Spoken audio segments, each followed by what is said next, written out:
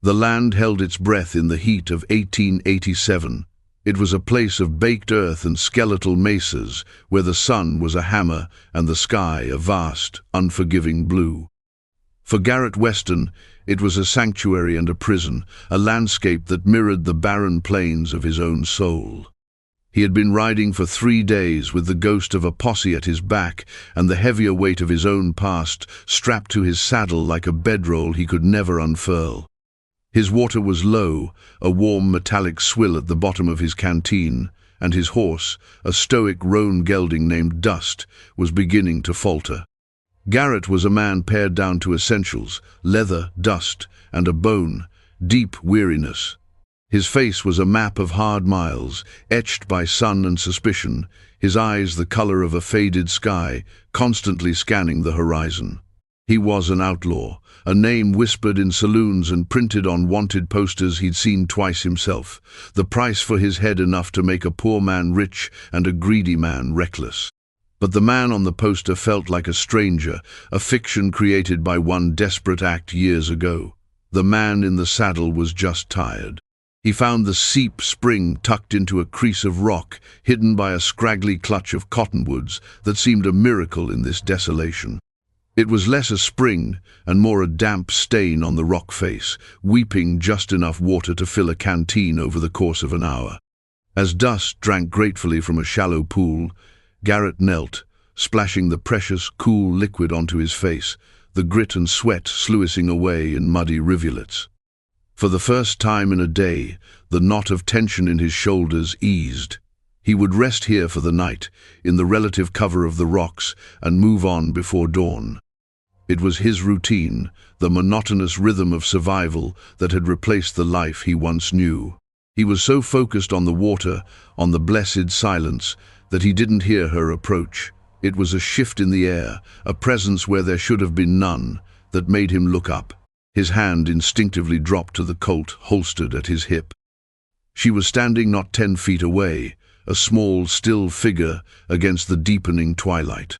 A little girl, no older than 7 or 8, with hair the color of sun-bleached corn and a dress that had once been blue, but was now the color of the dust she stood upon.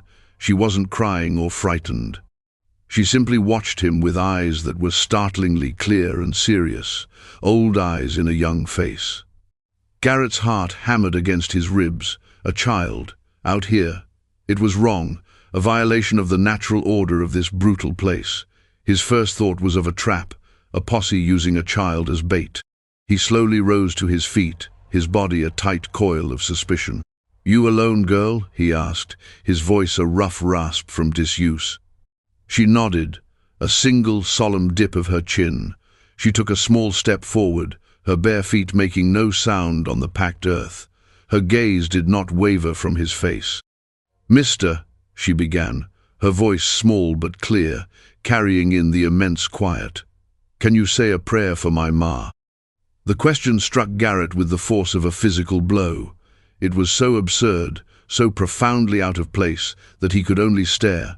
A prayer, from him. A man who hadn't spoken to God in a decade, and even then, it had been a curse.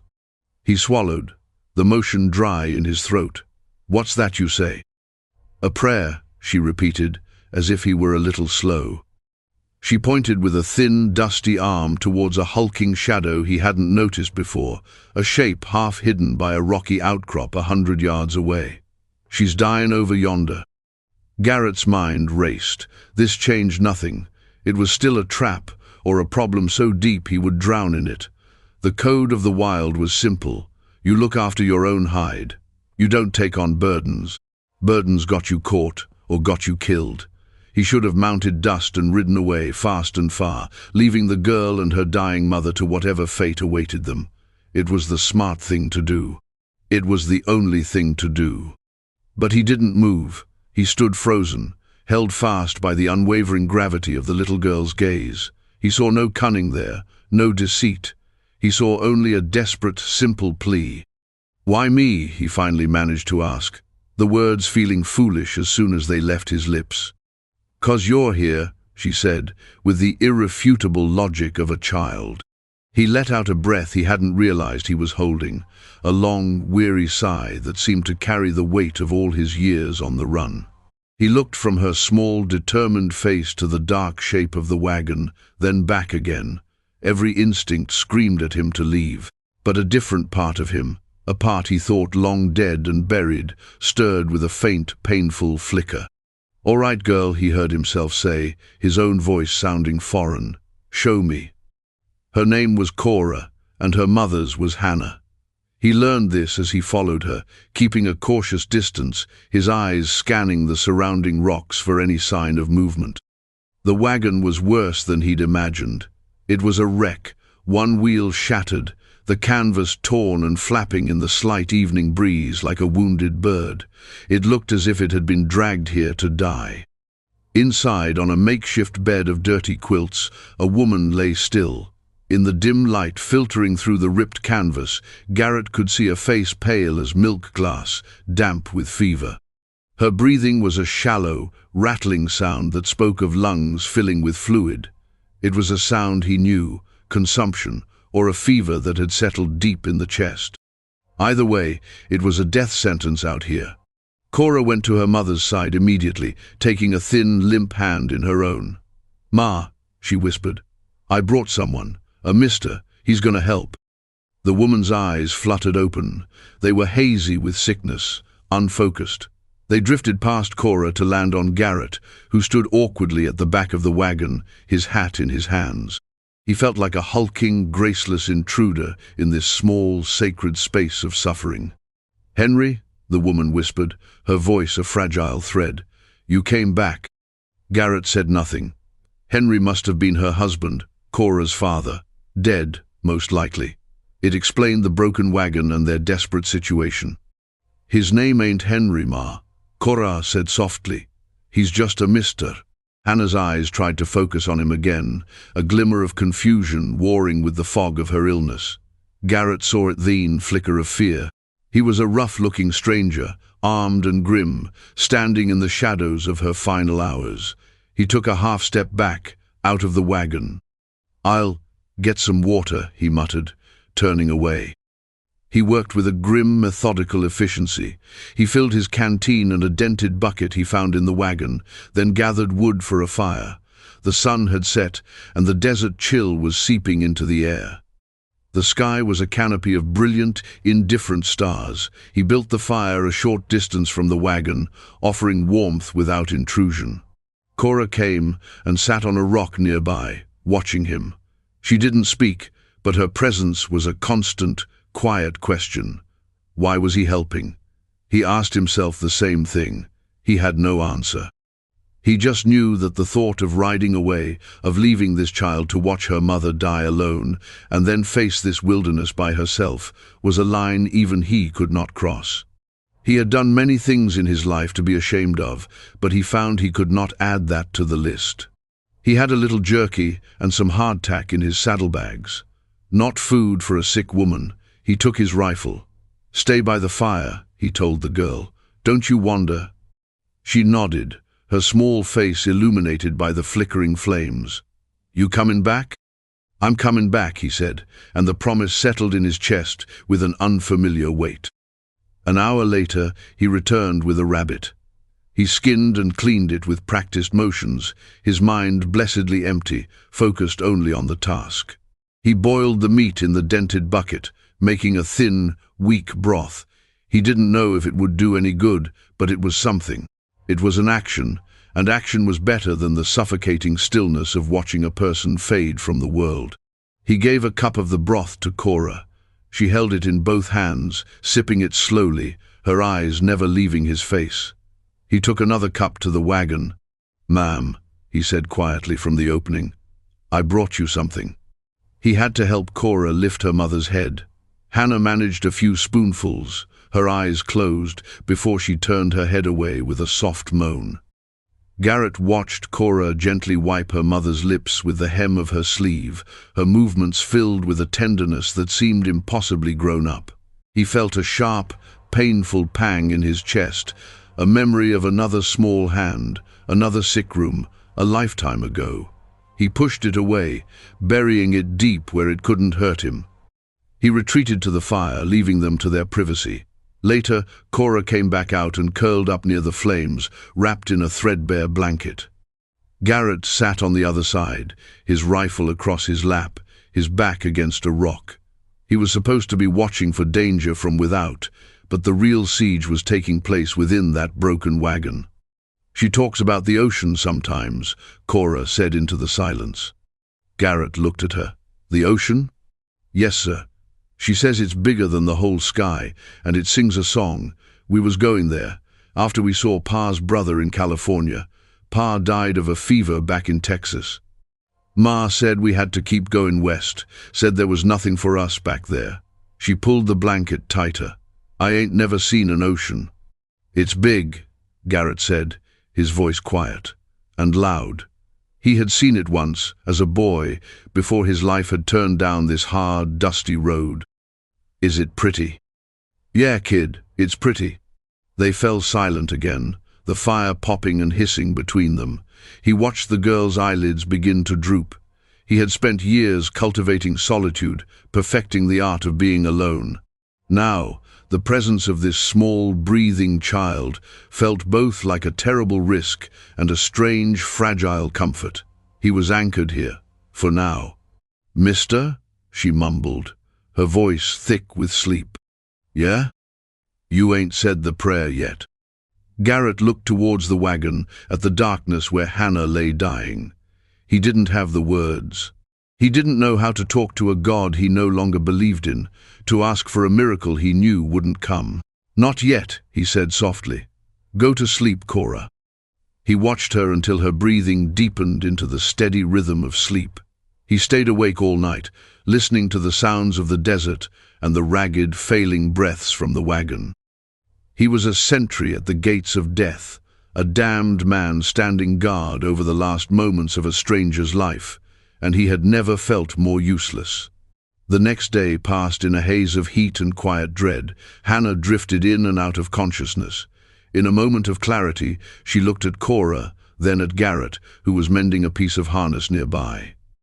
"You're a good man," she whispered, her voice so faint he barely caught it. Her eyes were clear for a moment, and they held not fear, but a kind of resigned understanding. She didn't mistake him for her husband this time. She saw him for what he was, a stranger who had stayed. "You'll look after her?" It wasn't a question. It was a statement, a transfer of a sacred trust. Garrett felt the words brand him. He could only nod, his throat too tight to speak. She closed her eyes, and a single tear tracked a clean path through the grime on her cheek. He and Cora worked in a strange, silent partnership. He reinforced the shattered wheel as best he could, knowing it was futile. She washed her mother's face with cool water from the spring.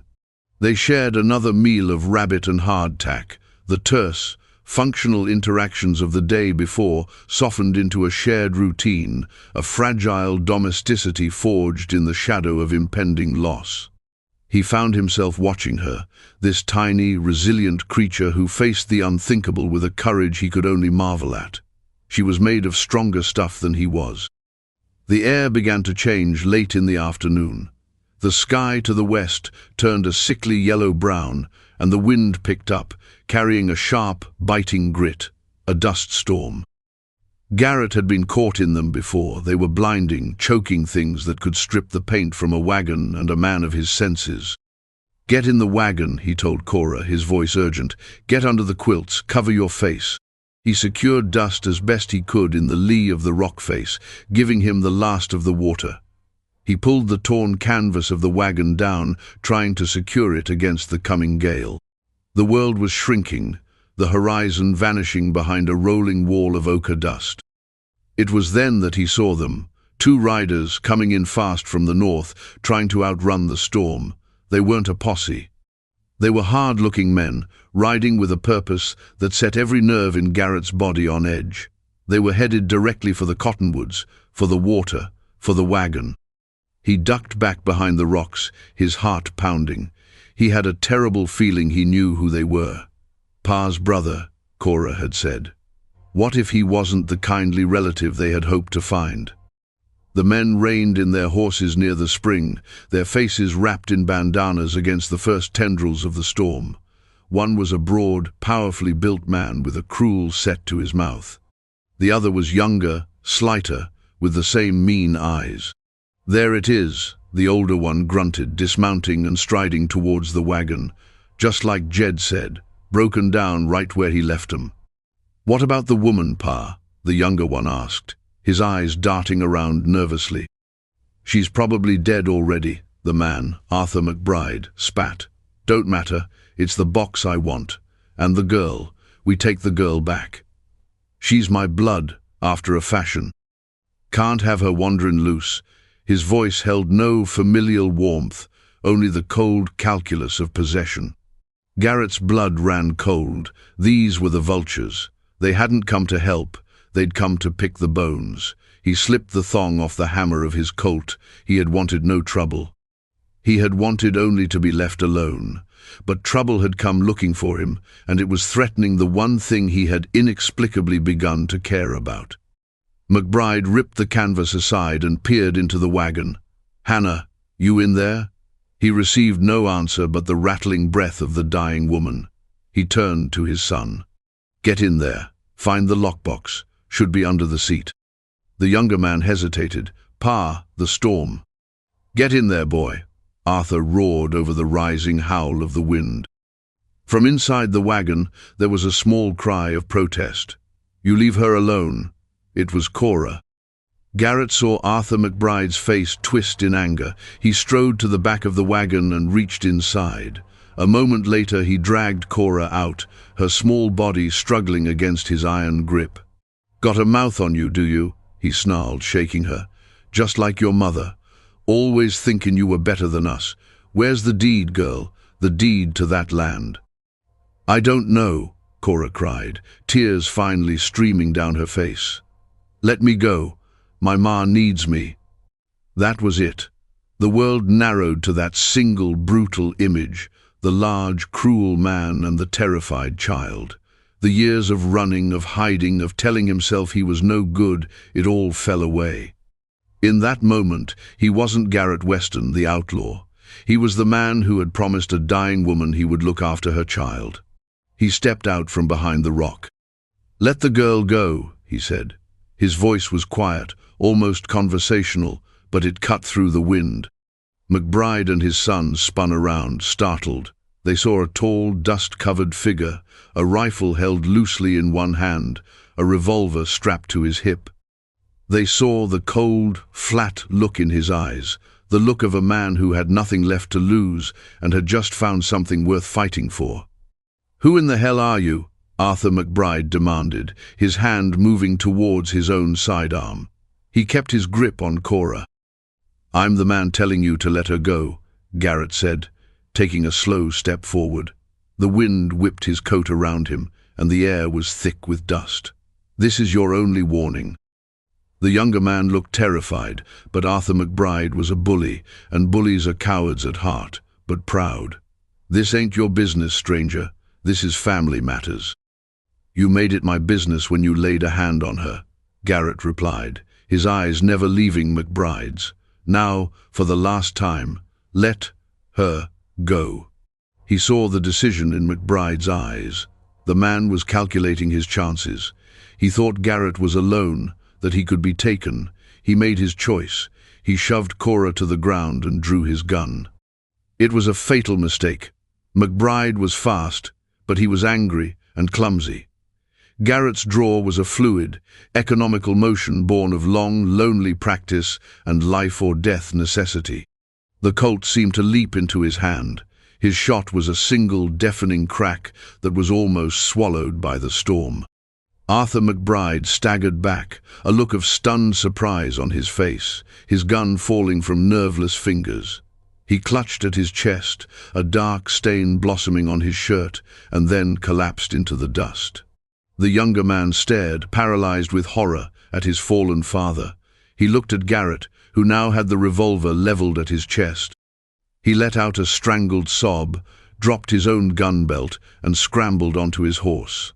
He spurred it mercilessly, disappearing into the blinding, swirling wall of dust. Garrett didn't watch him go. He kept his gun raised for a long moment, his ears ringing, the wind tearing at him. Then, slowly, he lowered it. The storm was upon them in full fury. He turned and ran to Cora, who was huddled on the ground, shaking. He scooped her into his arms and carried her back to the relative shelter of the rocks by the spring. He held her tight against his chest, shielding her small body with his own as the world dissolved into a maelstrom of wind and sand. He could feel her trembling, hear her quiet, frightened sobs. He said nothing, only held her, offering the silent, solid proof that she was not alone. The storm raged for what felt like an eternity, and then, as quickly as it had come, it passed. The wind died down, leaving behind a strange, muffled silence and a world remade in shades of brown. The air was still thick with dust, and the sun was a pale, hazy disk in the sky. Garrett gently set Cora on her feet. "You stay here," he said, his voice hoarse. He walked over to the body of Arthur McBride, a still shape half buried in new-fallen dust. He felt nothing, no triumph, no remorse, only a vast, hollow emptiness. He left him there for the buzzards and the coyotes. The desert would claim its own. Then he went to the wagon. He knew before he looked inside. The silence was too complete. The rattle in Hannah's chest, the sound that had been the backdrop to the last 2 days, was gone. He pushed aside the canvas. In the dim, dusty light, she lay peacefully, as if asleep. The lines of pain and fever were gone from her face. She looked young again. He stood there for a long time, his hat in his hand, a silent witness to the end of a long, hard journey. Cora came up behind him, her small hand finding his. She looked past him into the wagon. She made no sound. There were no more tears. It was as if she had a well of grief inside her so deep that it was beyond spilling over. That evening, Garrett dug a grave in the hard ground beneath the cottonwoods. He wrapped Hannah's body in the cleanest quilt he could find. He and Cora stood beside the simple mound of earth as twilight bruised the sky into shades of purple and orange. Cora looked up at him, her face pale in the fading light. Her eyes were full of a question she didn't need to ask. The prayer. Garrett swallowed hard. He felt clumsy, fraudulent, but he had made a promise, both to the living and the dead. He cleared his throat and looked down at the grave, searching for words that were not his to give. "Ma'am," he began, his voice rough and uncertain. "Hannah, I don't know the right words. I'm not a praying man, but your daughter, Cora, she's safe. I promise you that. I'll look after her. I'll get her to that ocean you told her about. I swear it." He paused, the silence of the desert pressing in. "May you find your peace. Amen." It was a poor prayer, clumsy and broken, but it was all he had. It was the truest thing he had said in years. He felt Cora's hand tighten on his. They left the next morning. Garrett salvaged what he could from the wagon lockbox with the deed, a few of Hannah's belongings, and a small, worn book of stories. He lifted Cora onto Dust's saddle in front of him, and they rode west, away from the broken wagon and the fresh grave. The land was still vast and empty, the sun still relentless. Garrett Weston was still an outlaw with a price on his head. But something had fundamentally changed. He was no longer just running from something. He was riding towards something. He had a purpose now, a small, warm weight in the saddle before him, a silent promise to keep. As they crested a rise, the great, empty expanse of the desert stretching before them, Cora, who had not spoken a word since the prayer, finally stirred. "Mr. Garrett?" she asked quietly. "Yeah, Cora? Is the ocean still very far away?" Garrett looked out at the horizon, at the endless miles of rock and dust. He thought of the life he was leaving behind and the completely unknown future ahead. For the first time in a long time, the emptiness didn't feel like a prison. It felt like a beginning. "Yeah, kid," he said, and a small, unfamiliar warmth spread through his chest. "But we'll get there."